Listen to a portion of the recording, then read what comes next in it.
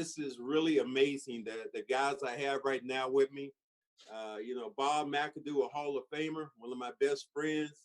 Michael Cooper, I've always hated him, but I have to get a Laker on too. You starting to love me, Max. You starting to love me more and more, baby. I love you, and I'm Cedric Maxwell with the Celtics, and we're going to breach some topics today. And the first one we're going to talk about is the state of affairs of this country. Coop, I'll start with you. How do you feel right now, especially living in LA? Because is it different on the West Coast than it is here on the East Coast? Well, I think it's pretty much the same. You have populations maybe are just a little bit bigger, but you know what? These are times that take you back. And I didn't live in the times back in the 50s and 60s when things, 40s and 50s when things were really, really difficult for African Americans. But at this point in time, history has a tendency to repeat itself, and this is just unprecedented times.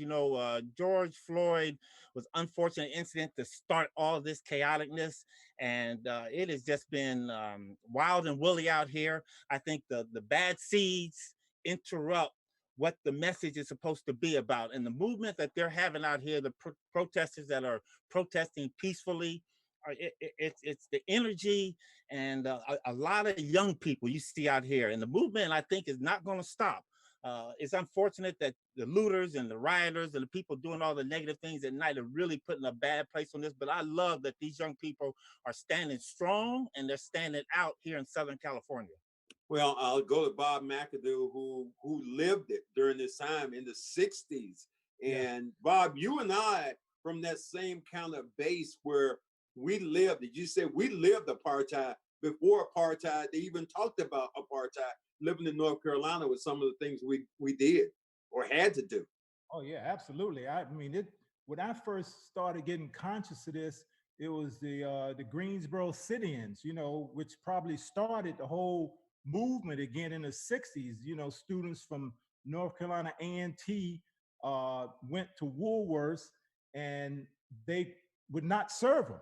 And those guys stayed at the counter. If you see some of the old footage, on TV, you see whites coming up pouring milkshake and sodas over their head. But those brothers, persevered, stayed in there, and they had to change some of their policies. I didn't go to school with whites until I was in the 8th grade. And even then, after 2 days, the school that was 50-50, white, black, after 2 days, 99.9% black. All the whites had white flight. They moved the hell out of there. The houses on the street for sale. People look at me when I tell people that, they look at me and say, "You sure you weren't born in the 1800s?" And I say, "No, bro. No, bro, this was 1965 and 66, bro. This is what we had to deal with."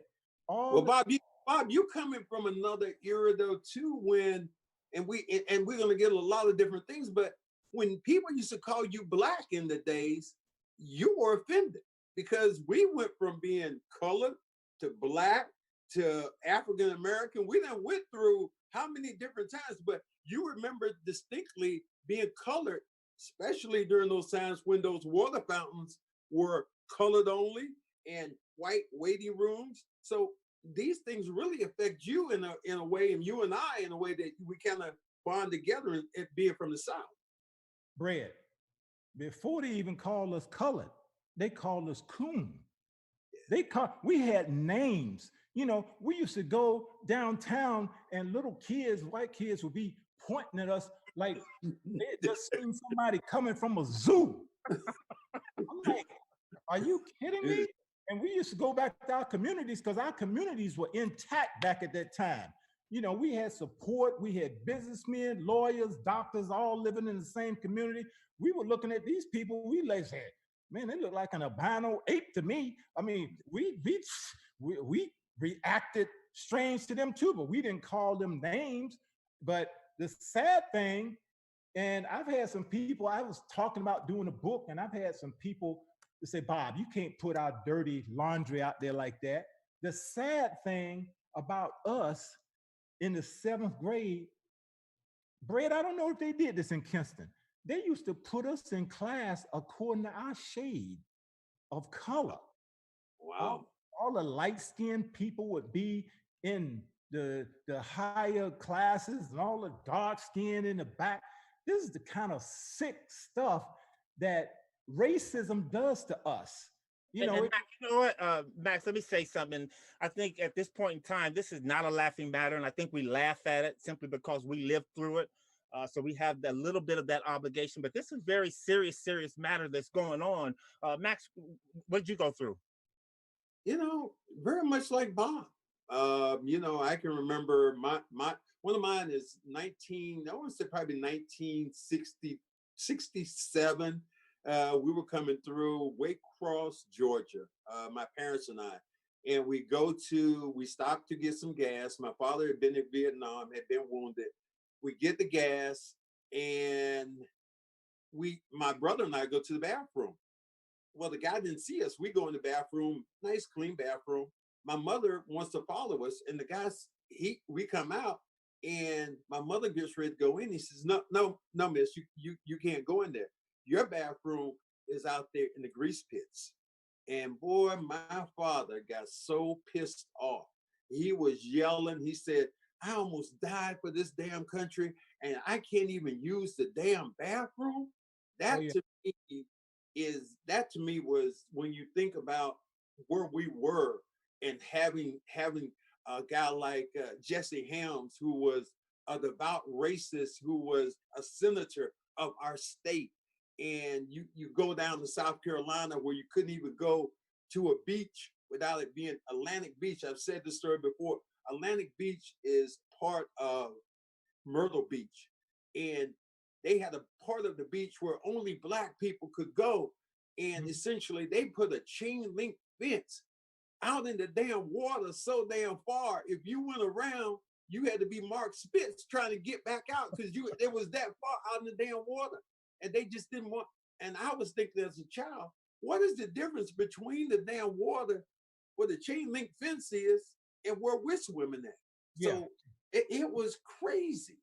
And Myrtle Beach, my uncle warned us when we used to go to Myrtle Beach when we were children, and when we got older, make sure you got a full tank of gas.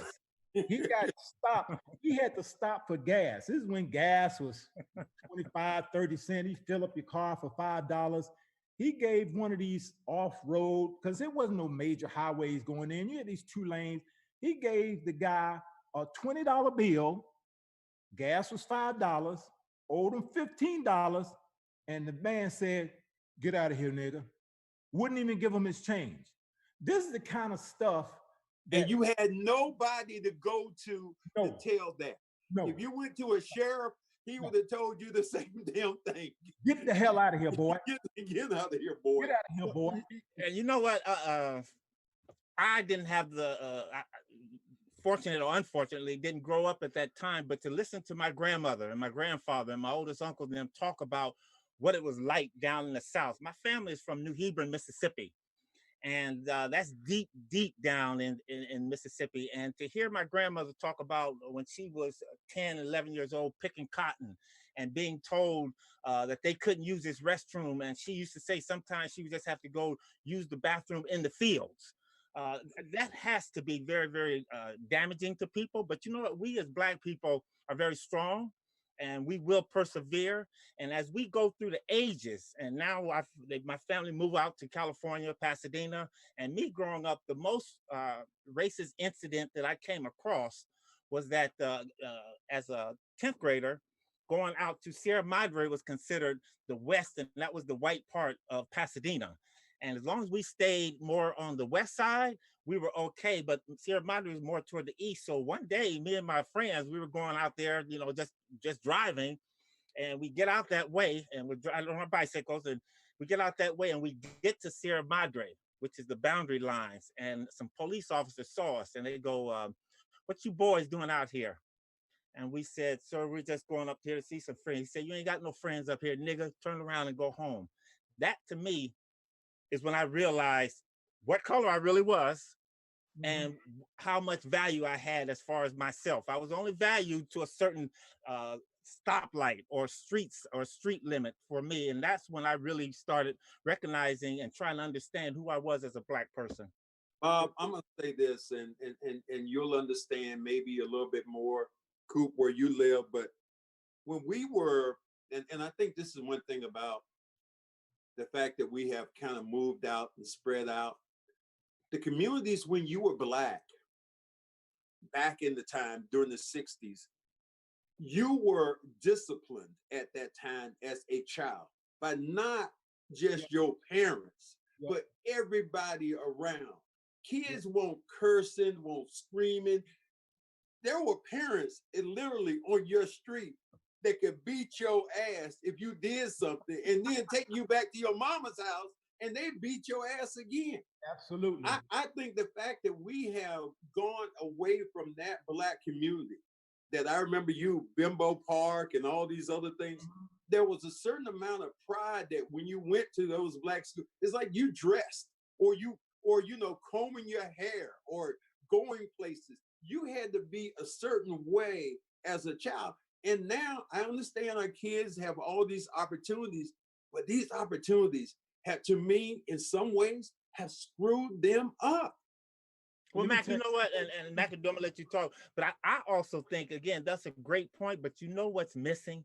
And I know you two can attest to this more so than I can. But from the time I was born until I left and went to college, I went to church. I was in church every Sunday, YPW on Wednesday, every day. And I think that's where it is because, Max, I'm like you. If I did something down the street, Sister Smith saw it, Sister Lewis saw it, Sister Thomas saw it, and by the time I got home and I got yelled at the whole way and somebody threw something at me, by the time I got home, my grandmother knew what was going on. So that's when you got to spank it. So I really do believe that the religious aspect that we all grew up with is what's missing in today's society because, you know, kids try to get to church, but not as much as we went. Church was part of our upbringing and part of our culture and part of who we were as an individual.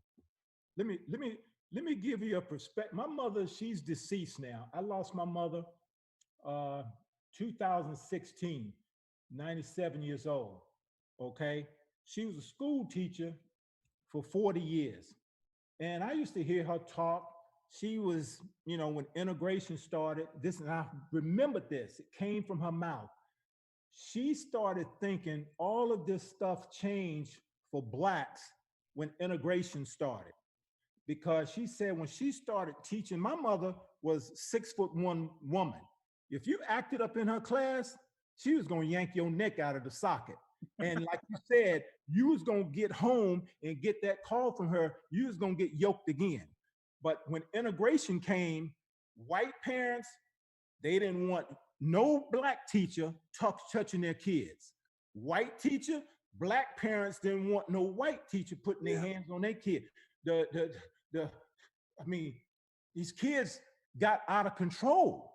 You know, discipline was gone. It was gone. It was totally gone. It's just like when you see Black kids and they see these white kids going crazy over here. It's just like these people that's riding there.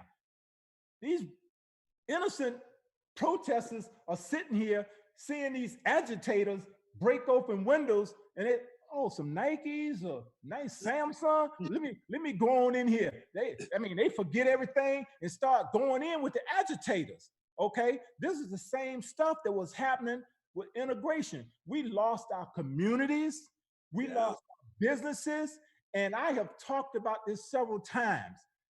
All these schools, UNC Charlotte, North Carolina, Duke University, UCLA. If we didn't integrate them schools, the balance of powers would have been North Carolina A&T, Winston-Salem State. We made those white schools powerful. Alabama, and I know you remember what's his name with the cap? Bear Bryant said when Southern Cal came down there and whipped their ass 30-something to nothing. He said, I gotta get me some of them. After he had said, if I get a nigga on my team, he's gonna be able to punt it 80 yards and run and catch it too. He had just said that the year before Coop, And when Sam Bam Cunningham came down there with Southern Cal and he smoked that all-white team, hey, he had to get some. Me and Pat Riley, our coach, we talked about this. When Texas Western played Kentucky in 1966, I told Pat to his face, I said, Pat, I know you coached me and everything, you helped me get it, but hey, I was ready for Big Daddy Latin to bust your ass. I couldn't wait when he dunked that first ball on Pat's head and Adolph Rupp with his jaws pissed off and stuff. I mean, that started the whole shebang with us going to New Mexico, UNC Charlotte, UNC. I mean, we made them powerful. Look at A&T and Winston-Salem State and Howard and Hampton and Alcorn. Look at all these schools now, begging for money. They got to go, you know, Winston-Salem State, A&T got to go to Duke to play against Zion Williamson. You know, they give them $80,000 to get their ass beat on national TV by 50 points. I used to get on Udonis Haslam. Udonis, he realized it. I said, Udonis, you guys in the locker room here with the Heat always talking about Miami, Florida State, Florida. I said, back in the 60s when I was going, man, Florida A&M and A&T and Tennessee A&I and Grambling, they'd have beat the brakes off of them teams. Now they powerhouses because all the brothers are going there. While, you know, these kids growing up now, they want their Duke caps in North Carolina and UCLA have. They don't even know what came. They don't know their history. They don't know what came before them. They just don't. That's a great point, because my mom ended up going to North Carolina Central. She played ball when Sam Jones was there. So you think about some of those great players that migrated over. You talked about one, Earl Monroe, who was probably one of the greatest. Nobody knew about him other than in those black colleges. And I remember one of the first ones I saw Charlie Scott go to North Carolina, and I was just like, my mouth just dropped. There was a black kid that went from New York and came, and then it was Bob Macadoo after that, and I became a huge Carolina fan because they would play South Carolina University of South Carolina, and they were all white still. Yeah. So you just had this whole thing that you saw a mentality. And as you said, the whole structure of college basketball has changed because of the migration of all these great black players going, or players of color, I should say that, players of color going to these schools that at one time wouldn't allow them to come in the damn front door, wouldn't even allow them. Only thing you could do is be a maid at North Carolina and clean up. You weren't a student. No. And it's just crazy. No. And that's why I think now, with our platform that we have as sports figures of color, has an opportunity to speak loudly for the people that we've lost in George Floyd, Trayvon Martin, Atatia Jefferson, Breonna Taylor. That's why I think today's movement that we're going through as older African-American sports athlete, our platform is a lot bigger than, say, the average African-American citizen. Where is it? I mean, how can we make a better statement for our young people coming up so that they can realize what we're going through and the movement that we're going through that's going to take us to the next level? Bob Macadoo said it best, in the fact that they need to go back and learn their history. What we say about Boston, as great as they were when Bill Russell was here, they invited Bill Russell down to a place, and he had a house in Reading. He came back and somebody had broken his house and didn't take anything, but took a shit in his bed. That's the history that you have to go back and learn. The history that you think about when Bill Russell and those championship Celtics were playing during that time, there were restaurants that they could not go in and eat. Bob Cousy said it. He said, look, that is the one thing. He literally almost broke into tears when he started talking about Bill Russell and his black teammates, saying, I should have done more as a white person, because, you know, my teammates weren't even allowed to come in and eat. I mean, we play a game and then we have to go to different restaurants. That to me is like the most outlandish thing that you think about, because you were all teammates. But damn, you can't go eat together. You can't go into a restaurant. And if you do one thing, I would give a kid something that would scare the shit out of him, a damn history book, and let him go back and look at that history book and read it and get the history of what has gone on before him, to make him make him feel comfortable when he could do, have a Nintendo and go to a park, or go walk out with a white girl and nobody say anything. During the 60s, when Bob Macadoo and I lived in North Carolina, that was a death sentence, man.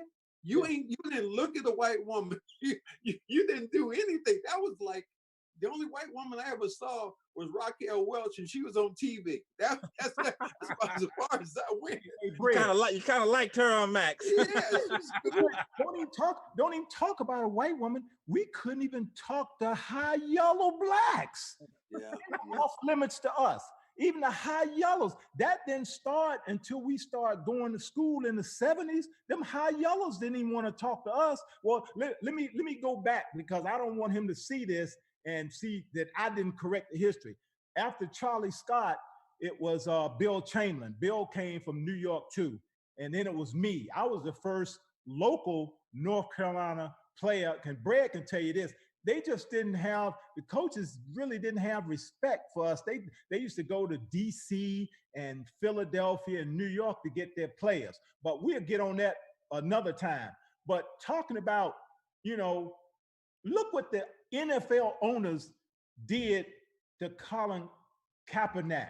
They silenced him. You said we got a platform. He had a platform. Neil, I wonder what these NFL owners are thinking about him now. He took a knee and people turned it into something else.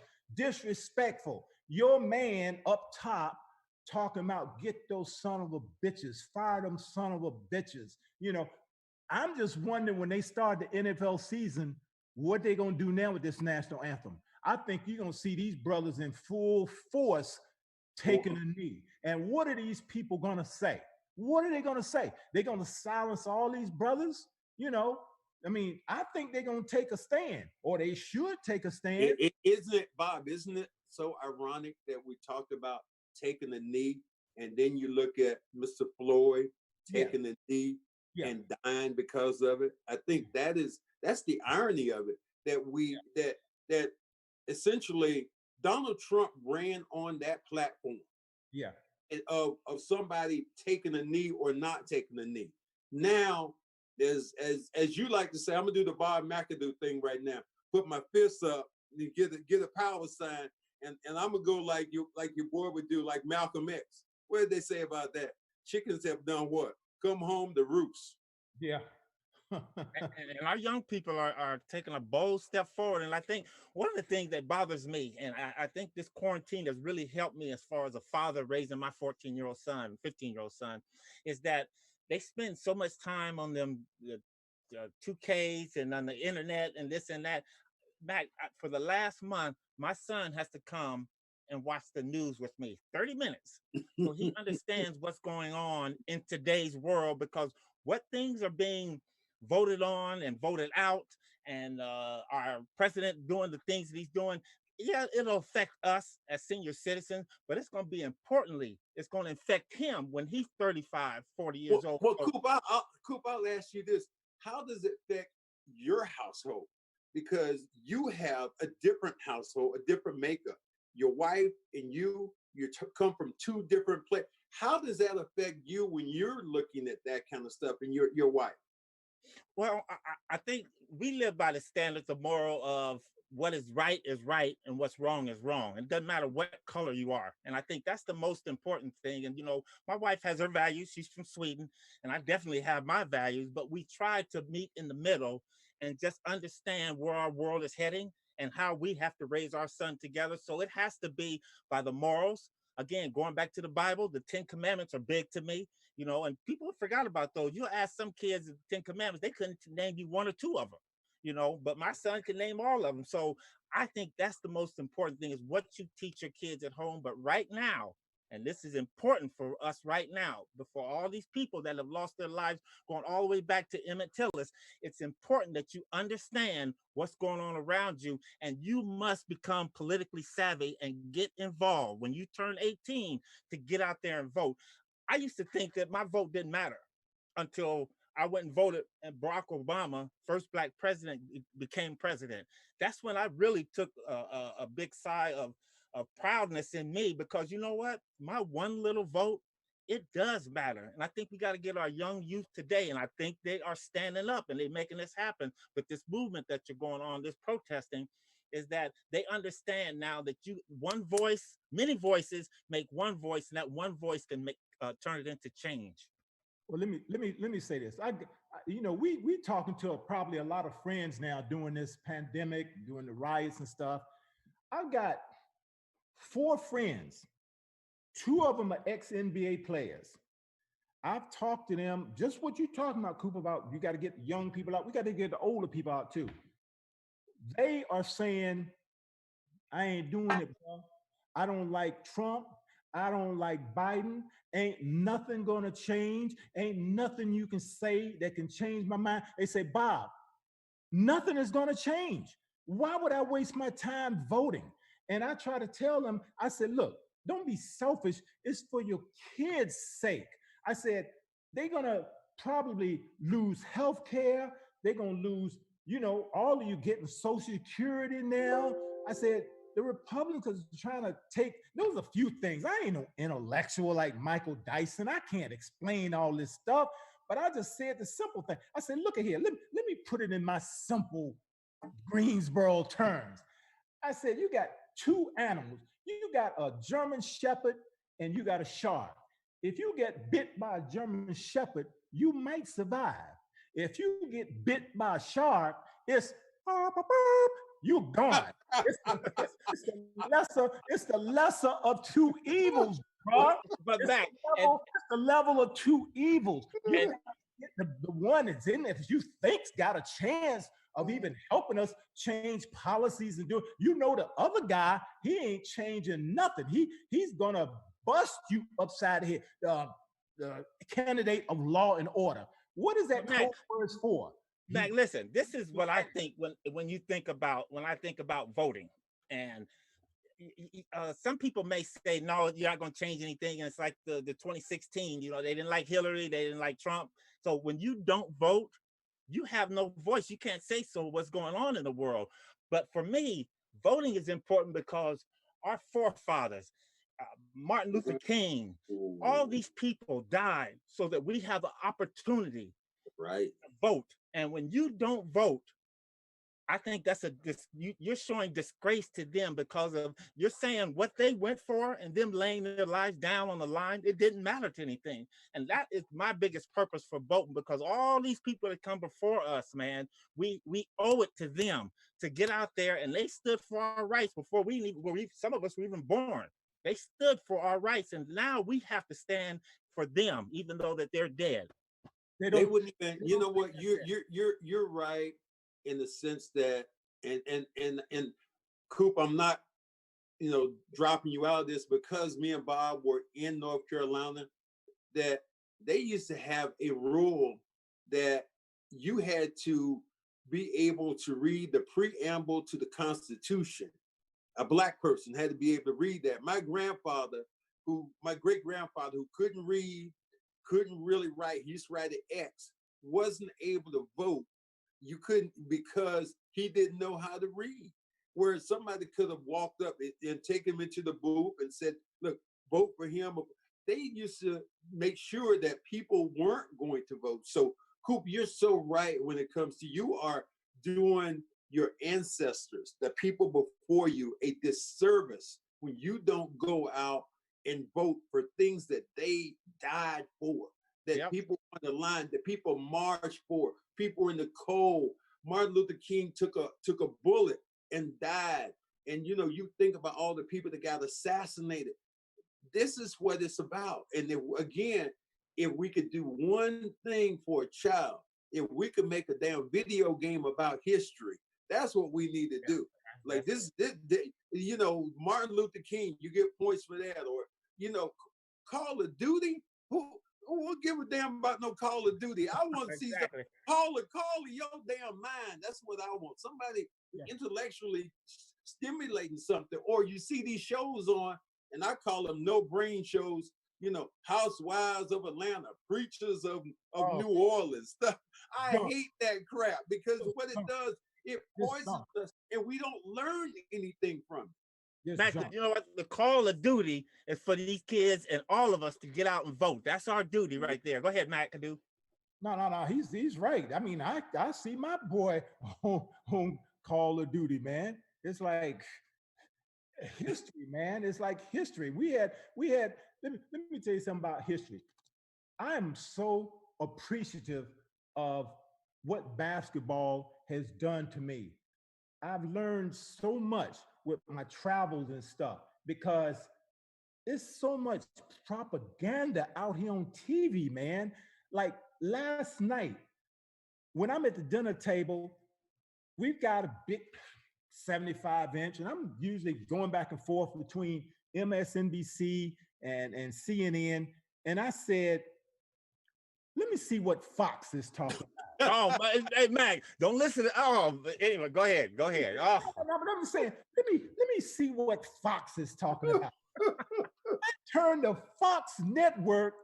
They talking the exact opposite. They had people like, yeah, he's doing the right thing, calling the military and the militia and stuff. And I'm like, damn, CNN and MSNBC, they ain't talking like that.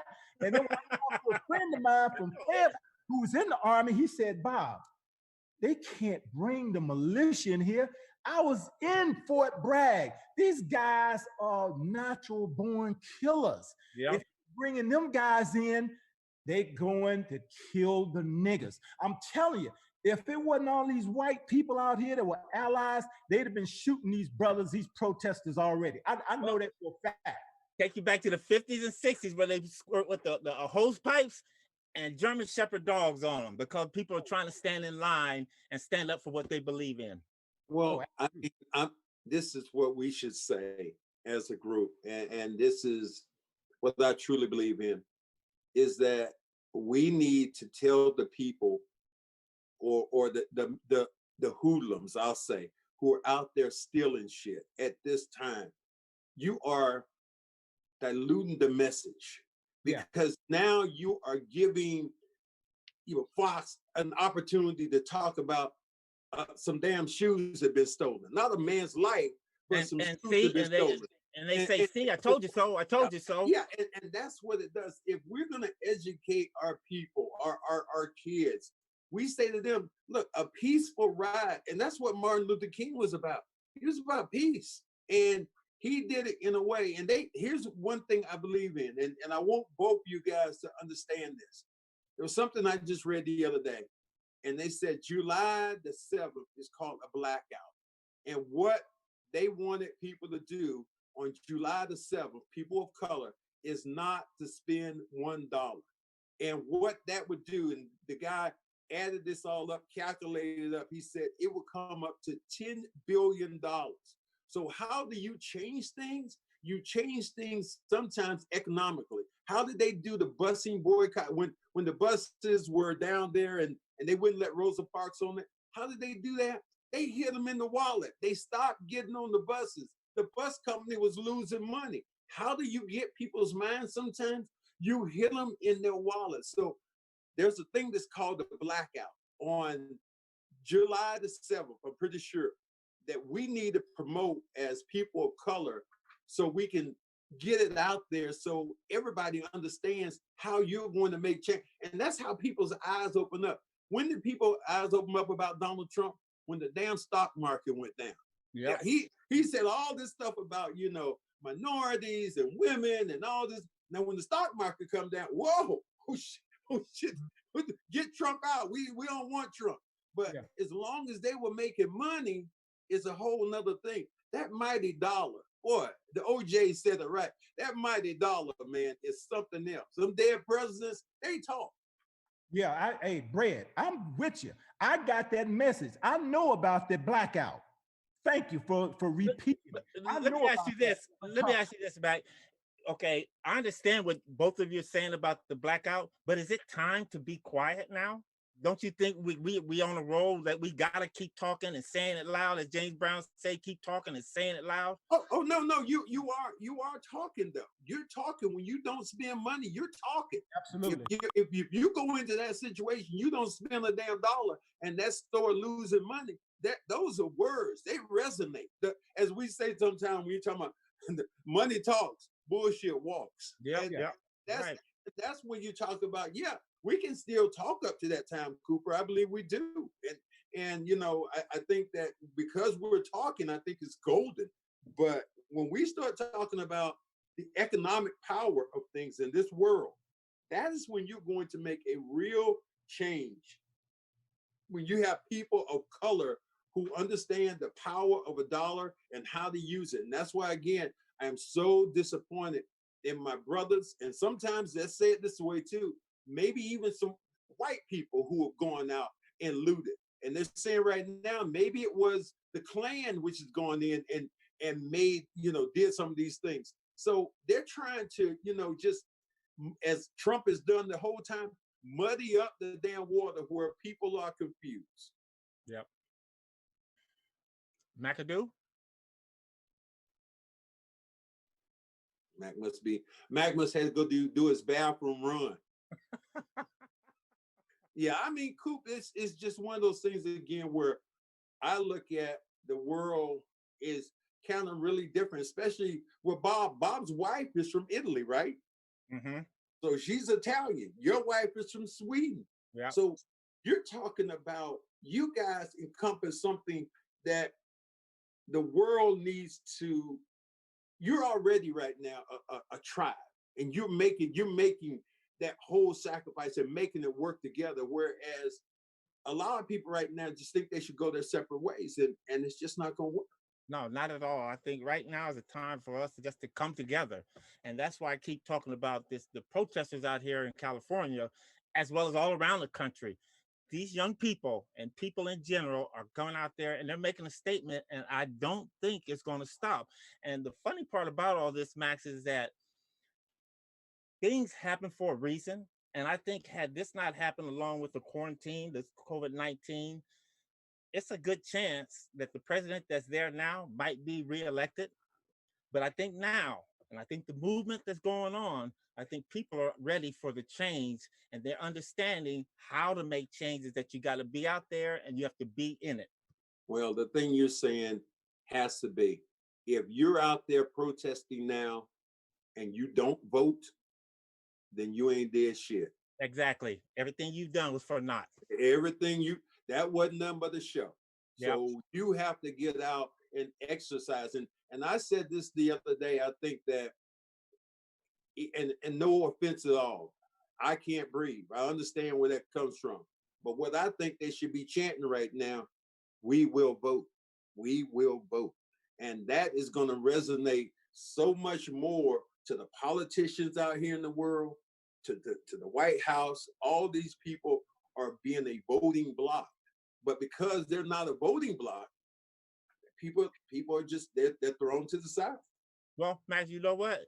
With the current administration trying to suppress mail-in voters, that's what he's going to do. He's going to make people get out there and vote. And you know what? I did it for President Obama when he was there. I was up at 4 o'clock in the morning, and the polls didn't open until 7. But I was standing in line with about 600 other people. 4 o'clock. Now, they couldn't see me because I was so dark. So I had a flashlight on me, so they know that space was being occupied. But you know what? I was out there voting. I think that's what's getting ready to happen. People are going to stand up, and they're going to get out there, and however they do it, rain, shine, snow, whatever, they're going to be out there, and we're going to vote. Well, I'll do it like this. Did you ever think in your lifetime that, first of all, you have a Black president, but then the backlash from him being the president has been just so polar opposite? Did you ever think that, first of all, did you ever think that you'd have a Black president? Never. And then tell me about what would happen after that. Thought your kids might have a chance. Yes, back in the 60s and 70s, and my grandmother, bless her soul, she passed away. She would tell me this. She would say, Michael, we're gonna have a black president one day, but it won't be in your lifetime. And I kept saying, oh, grandma, now, you know, and you know what? God willing, and he let me see that. And the thing that I'm looking forward to, Max, is I can't wait. And she said this too. She says, your kids, she said, don't be a woman for president, but your kids may not see it. I think we're going to see that sooner than later too. And you know, I was very honored and proud to be part of Barack Obama becoming a president. And that's what keeps me going today is that, and I never really was in politics, Max. I mean, I think as we get older and you less running around we do, we got more time to sit at home and watch TV. So you have to get into that. But you know what? Things are going to happen. I was glad to see that black president, but I think we're going to have a woman president very, very, very soon. Well, how you feel now about the backlash? Because everything that Obama did, Donald Trump essentially tried to erase it. Well, If you it know was, what? if it was help, it was something good. It didn't make anything that Obama did. He tried to erase it, and it's like absolute like a mirror image, like just the opposite. But Max, you got to look at it like this.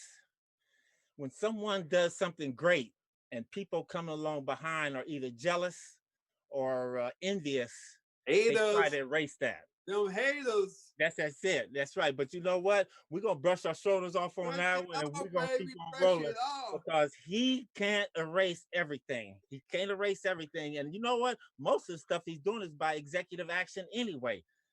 So another president coming in can change that in a minute. So, you know, that's the big thing about it.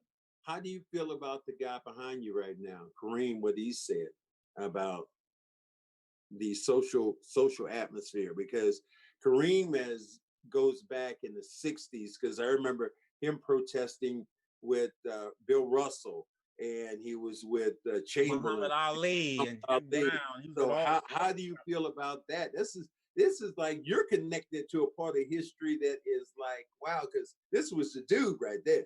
And you know what, Max? That's what I love about being around Cap. Cap was so intellectually knowledgeable about things. And you know, I asked him and talked to him about those specific moments in time because you know what, as we said before, you relive history. And Mac, we're talking about Cap now, him being in the you know, the 60s, is that just to hear him talk and hear his knowledge and hear his wisdom because he experienced it.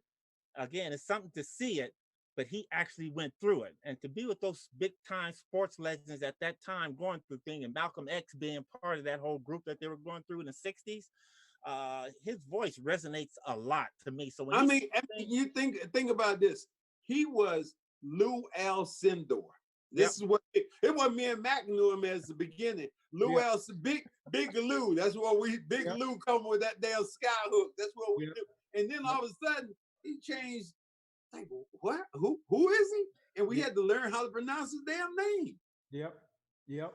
And he said, I remember reading stuff. He said when he was in school, a lot of these southern schools, Kentucky and all of them, and he said then, no way I'm going south of the Mason-Dixie line, because he had heard stories from his parents about, you know, not being able to eat in restaurants and being able to go to the movie theaters and stuff. So he headed out west, where it's a little bit more liberal. That's why me and Brad talk junk to you, Coop, because you haven't lived the life yet, bruh. You don't know what it is. Listen, I'm a black man, and my shoulders are strong. I can take the hits, baby. No, I haven't lived that, but you know what? I appreciate, respect, and understand and hear your knowledge. And that's the fun part about having friends such as yourself and other people that are in my life, is that I get to hear those. So now that I'm kind of experiencing it now, not to the degree that you guys have, I know how better to suit and how to approach things. I'm teaching my son how to approach things. And you know, it's unfortunate that we have to talk to our kids about being out in the world. And if the law enforcement stops you, there's things that you have to do as an African American that other races don't have to do. And you know what? That's unfortunate, but it's our job to pass that on to our kids. I tell people, I'll tell my kids, I'll talk to them, and even Bob, I got not picked up, but I got a ticket in North Carolina about 3 years ago, going through this town called close to Smithfield, North Carolina, where Smithfield had a sign back during the 70s. They didn't get rid of this sign until 1977. And it was a sign saying, home of the Ku Klux Klan. Love it or leave it. And I got a ticket late at night. And the first thing I do, like I tell my kids, is when that police officer was walking up to my car, and white people don't experience this, as he's walking up to my car, I am yelling out at him. I am putting my hands outside the window. So unless I'm a damn octopus, there's no way that I can damn hurt you right now. Okay, so and that's what I tell my boys. I tell my boys the same thing, and that's the thing that people who are black or people who are color, that's what we have to tell our kids. And I think that's one of the things that I heard a guy on Sports Center say it today, which was fascinating to me. He was one of the white anchors. He's talking to a black woman. He said, I used to say, I don't see color. He said, that was wrong. He said, you always see color when you go someplace. You might not identify, you might not, say it's there, but color will always, right now, while we're around, will always be an issue. Well, I got frozen out when you guys were talking, but I kind of, you were talking, Coop, something about our voices got to be out there. I want to say the symbol of Kaepernick was powerful, and they turned it into something else. Yes. This is what they do to us, and you got to figure this thing, it's been going on, Brad, ever since we've been alive. They're going to turn it into something else sooner or later. This is how devious this stuff is. They're going to get off the whole shebang of what this whole thing was about. George Floyd getting killed. They're going to turn it into something else and get our minds, get us unfocused, not on this stuff. I mean, I'm hoping they can do it. I know why the three of us ain't out there. We're 60 plus. We have not forgotten about coronavirus. That's a lot of walking. Coronavirus will kick your ass. Yeah. You 60. Hey, what are you talking about, Brad? I'm doing it. I lost a cousin 2 weeks ago in New York, coronavirus, 40 years old. And he lost his girlfriend 2 weeks before. She was a nurse in New York. This boy had everything to live for. But I found out from his father, he was on a flight coming from London, okay? The flight was supposed to go to London to Kennedy. They diverted the flight from Kennedy to Quantico. Quantico, out of the 80-some people on board, 62 of them tested positive. Wow. COVID-19. He was one of them. They kept saying from China. No, the stuff came from Europe. It might have started in Wuhan, but this stuff came from Europe too. And they didn't say nothing about the Europeans coming in. They stopped the yellow man coming in, but they didn't stop the white Europeans coming in, which brought the stuff all over the place. Okay? But the main thing, what I was going to say is we can't let them change our focus on what it is. I hope these brothers, when they start the season, if it goes back, and I know what they're going to run into. They're going to run into Hannity running his mouth on Fox, and they, your boy up at the top talking about fire these son of a bitches. All that's going to come back again, and they're going to forget what the original thing was about with Kaepernick and this young man. Bob, as you like to say, keep your eyes on the prize. Yep. That was one of the things they used to tell us back in school, and when it was just an all-black school. Keep your eye on the prize, and that means don't divert your attention to something else that people want to brainwash you about.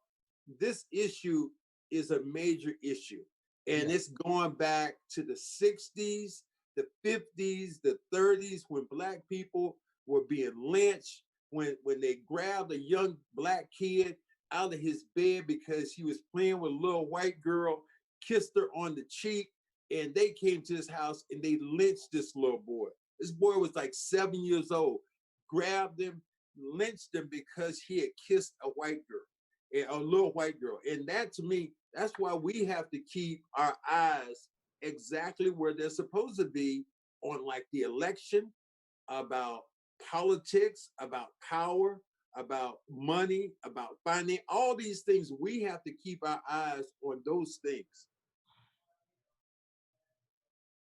Oh, we definitely got to do that. But Brad, you know how hard it is. We are all over the place. You know what I'm saying?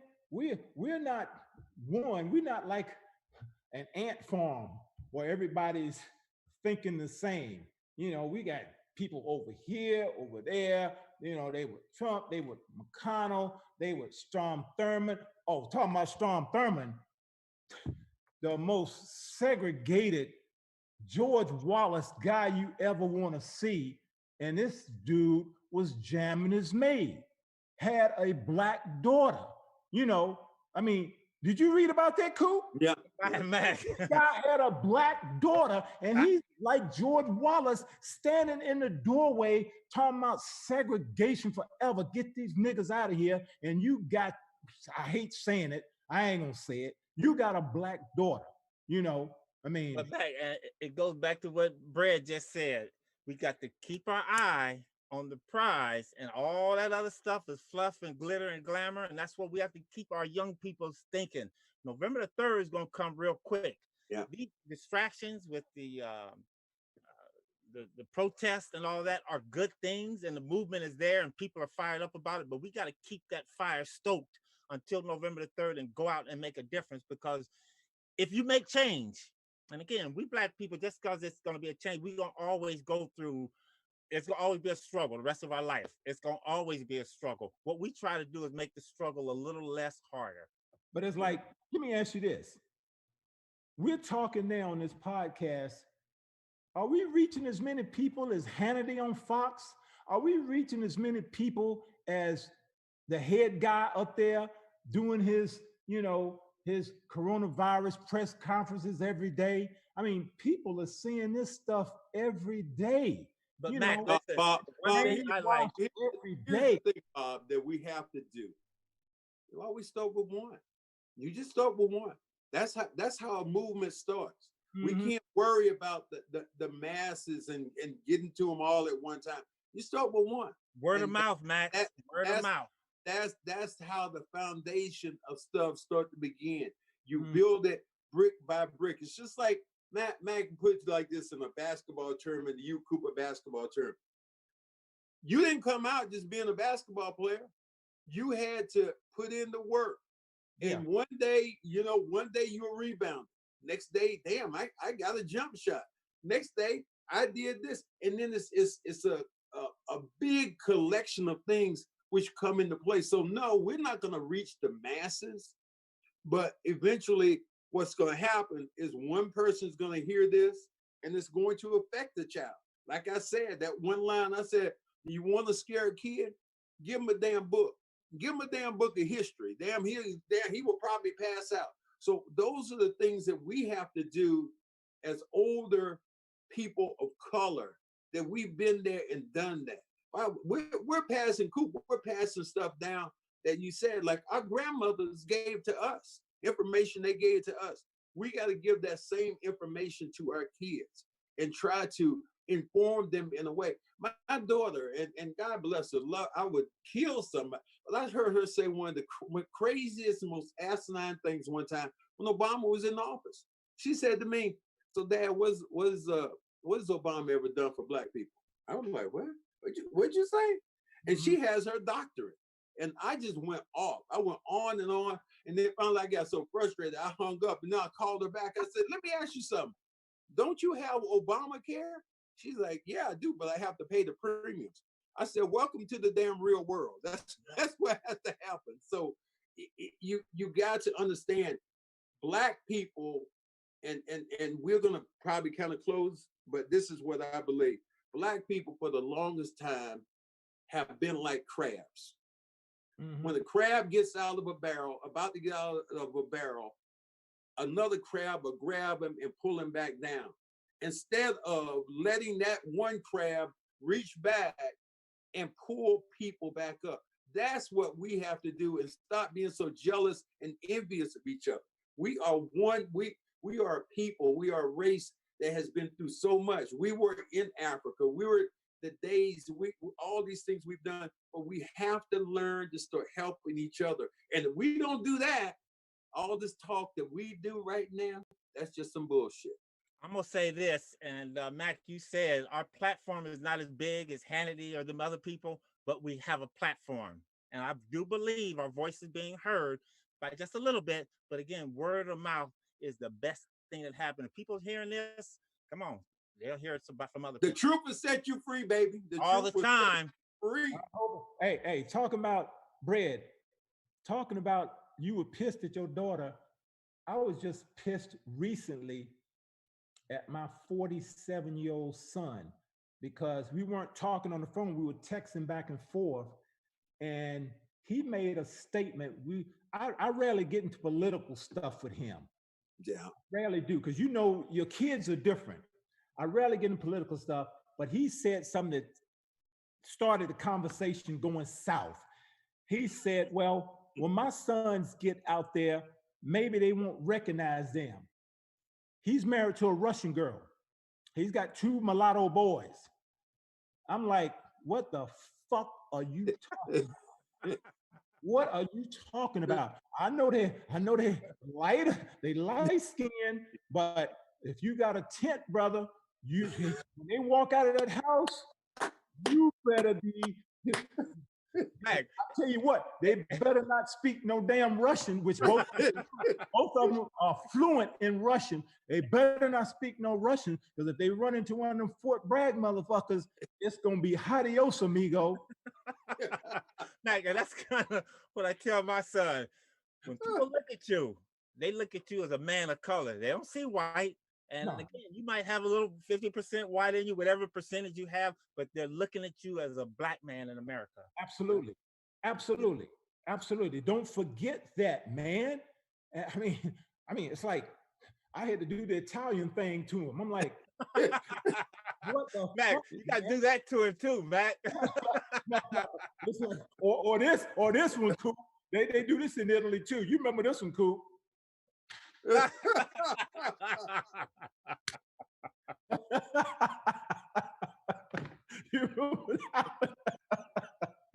yours, buddy. Up yours, buddy. Yeah, up yours. Up yours, baby. Up yours. Absolutely, man. I done had Brad. I don't know if this happened to you. I've had a gun pulled on me and a friend when we were young, sitting on the curb, pulled a gun on us, man. They thought we were, they had heard about somebody's house had gotten robbed, and we just sitting on the corner, and they pulled a gun on us. Okay, and Sam, you remember Sam, right, Brad? Yeah. Militant Sam. Sam reminded me the other day. We were going when ML was living out there by Guilford College. We were going to see ML, and 4 police cars pulled up on us, stopped, had their hands on their guns. Where you going, boy? We said we going to ML Carr's house. How you know him? We used to play ball with him. Took my license plate, my license, say, this is when I was with Buffalo. You that boy that went to Carolina? I said, yes, sir. They took Sam Rhodes. Wasn't your father a sergeant in the Greensboro police? Yes, sir. Said, we'll take you to ML's house. He rode us out there at West Greensboro, got us to ML's house. ML was out in the yard. He screamed, ML, still didn't believe us. ML, you know these boys? ML said, yeah, they cool, let them go. This shit happened to us. Who in the 70s? You talking about we here. Let me tell you something. We are lucky, Coop. You in your 60s, right, Coop? Yep. Brad, what you about, 66? I'm 65. 65, I'm 68. I saw a guy on TV, this doctor. After all the shit we go through, he's basically saying this, I can't even explain it, but all the shit we go through on a constant basis, we're lucky we're alive. We have high blood pressure. This is shit that we have to deal with, that we have to put on the back burner every day of our lives. They don't have to do that. That's why, let me tell you, that's why I got my Social Security. A lot of people getting it at 62. I got mine at 66 because I had read in the paper where the average Black man, our lifespan is 68 years. I'm right there at our lifespan limit right now. When I went to the Social Security office and I asked, one of our scouts said he didn't get his to 70. I asked the Black lady behind there, I said, because I knew I was still working with the heat, making decent money. I said, should I work to 70? I thought I was looking at Matumbo behind the counter. The lady did this. He said, no. I wouldn't do that. You done already got past the 62 line. I would take 66, brother. And that's exactly what I did. You did the Matumbo on me. Dude. Hey, we want to give a shout out, Max. Last thing for me is we lost another great one, man. Wes Unseld. Yes. You know, Wes was a player, man, that I idolized growing up in the 60s.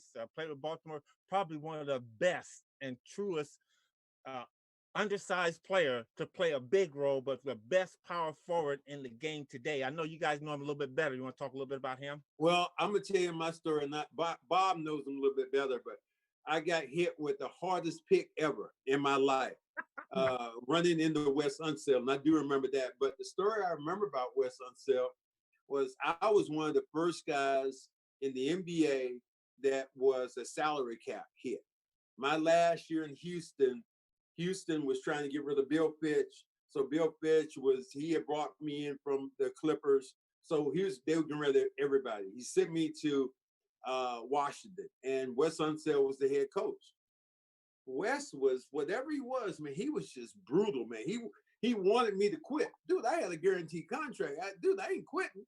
So he was running me all this stuff. So finally, on the last day before camp, the trainer comes in and calls me and says, Corns, Wes wants to see you. I walk in. That's what Wes called me, Corns. He said, well, Corns, we had to cut you. And I get up out of my chair. I'm getting up already. He said, no, let me explain it to you.